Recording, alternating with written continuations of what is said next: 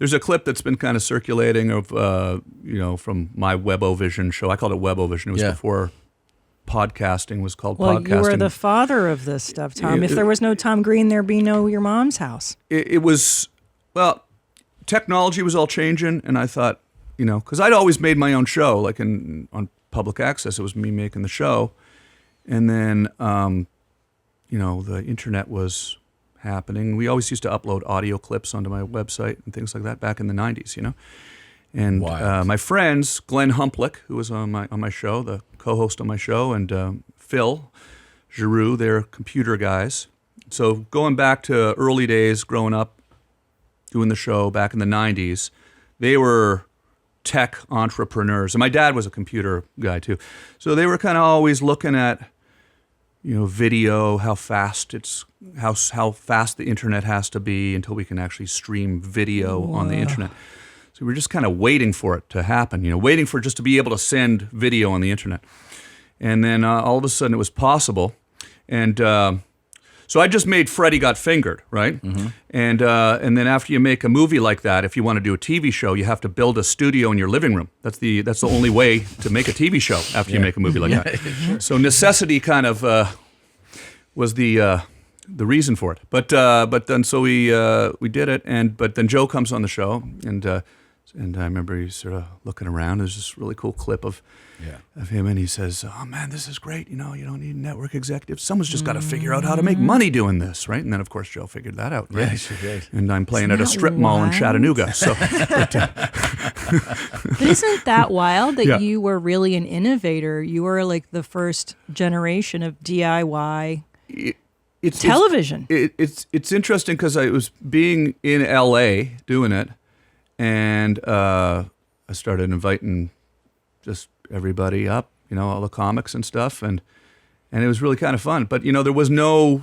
revenue stream at the time. Yeah. I mean, I had a couple little deals here and there, but like they were barely covering the cost of just like my one employee and the cameras and the internet was expensive. The high speed had internet. To be back then. Yeah, we had to get like sort of super bonded T1 lines brought up into the Hollywood Hills and all this stuff, but it was kind of it was pretty exciting though. We had a lot of weird shit happen back then because it was live, and it was, you got to kind of imagine going live with Joe Rogan or whoever we had on that week, and you're the only live show on the internet. Like there was no Instagram didn't exist yet. There was no live streaming on YouTube or anything. So we were literally the only live show on the internet. And there was a lot of people watching. We'd get a lot of people. The stream would crash at first. We had to figure out how to make the. Did you have an idea of how people were watching? Like, did you have? Yeah, there were like millions of people watching on various platforms. Because we would play. It would then be posted on my website, and it was. Yeah, you got to remember, like, it was not even, there was no YouTube, so there was a company in San Francisco called bitgravity.com, and they were basically a CDN, content distribution network, and they were basically making servers that you can upload video to and then embed it on your website, right? And they weren't even really making it for broadcast, they were making it for, just various uses, right? And so now we had a... Probably like training videos and information. Yeah, and just, just websites and things like that. And so we were sort of doing this sort of entertainment type show. But I remember, so I had to pay per click, right? And it was, initially we weren't getting very many people watching. And then this was in the MySpace era. So we then started embedding. This was right when they came up with the idea you could get an embed code, embed the... This is probably really inside baseball here, but you could embed it on the MySpace page. That. And so we started doing that, and at the end of the month, I got a bill for $75,000. from them, right? And I called them up, and I believe I actually was crying when I called them. I can't. And then they actually let me off. They did a sponsorship deal with me, and They did? Yeah, Oh, and wow. they didn't make me pay for it, which was really cool. And this great guy Barrett Lyon, who was a really innovative technology guy there, kind of came in, and they support. Yeah, because it was just like, it was millions and millions and millions of downloads, and the price structure was set for like, if you have 10,000 downloads, Yeah, that'll yeah. be. But that was, and I remember one day I replay this in my head quite often. Actually, we were sitting there in my bedroom, at a bedroom that was sort of the studio where we had all the, computers and everything. And I'm on my computer, and I get an email on the website. It's somebody, hey, we're up in San Francisco. Well, we really love what you're doing, man. It's like really cool, you should come check out what we're doing up here and maybe do something with us. And I'm like, oh, that's cool. Yeah. We're just doing our own thing here. Yeah, thanks. Nice meeting you. And then it was YouTube. These guys from YouTube. So in their apartment up there in YouTube. Stop. Yeah. Oh, yeah. That's cool. You keep doing it. Yeah. In my mind, I was thinking, yeah, I'm doing something. Oh, you do your thing. We'll do our thing over here. That happened a few times over the years where I go, oh, maybe I probably should have gone up and met those guys. Oh, but anyways, no, it was fun, and then all of a sudden, the technology started to catch up, and people were streaming and everywhere. But we had some pretty fun early days.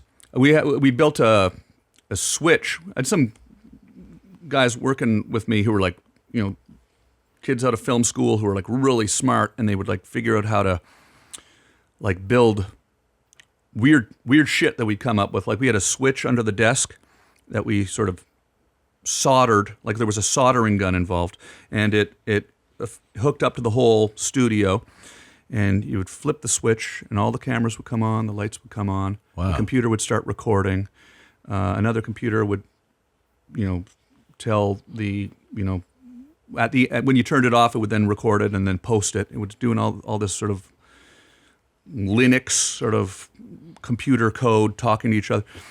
But it was really basically set up so I could get up in the middle of the night and walk out into the living room and flip the switch, and the whole studio would come on. I'd be by myself, and then there was a switcher on the table, and the phone would start ringing, and I'd just do these No shit. things. And so I would get up. This is probably why it didn't take off, I think, because I would get up and I would put clown makeup on, usually at around 1 a.m, just sort of whenever I felt like it, which was usually at once a week. I would sort of get the urge to get up and put my clown makeup on, and then I would go out, and it was the French clown of midnight. I would speak en français, parce que je parle français, parce que je suis canadien, and I'd go out, and I just, every once in a while, you'd tune on, and at midnight, there'd be a 2-hour clown speaking French to people calling. Just French. Just French, yeah, yeah, so it might have been just a little too obtuse, I think, for people, but That's so amazing, dude. but no, it was fun for sure. But there was something fun about it being kind of just sort of just doing it, and we had a lot of pretty. Like one of the things was we had a group of people who were essentially, their life became about pranking the show, right? And so there's a phone on the desk, and they would call and they would say, do a barrel roll, which is what this thing was. It was from 4chan. It was this online, sort of they're a big chat room, basically, right?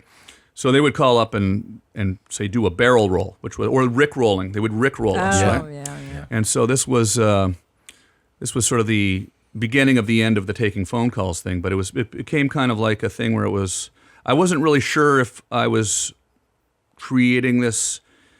What would you do when they? Well, I would feign anger Yeah. to the point, like I was angry, Yeah, but then I would make it way worse. Yeah. And so we sort of had this ongoing kind of war basically going on, which was fun. But I think now that there's so many places for people to prank, it's not as it sort of became a I mean, I get people going on my social media now every day saying do a barrel roll. Like they're still doing it. They're still mad about it. Yeah.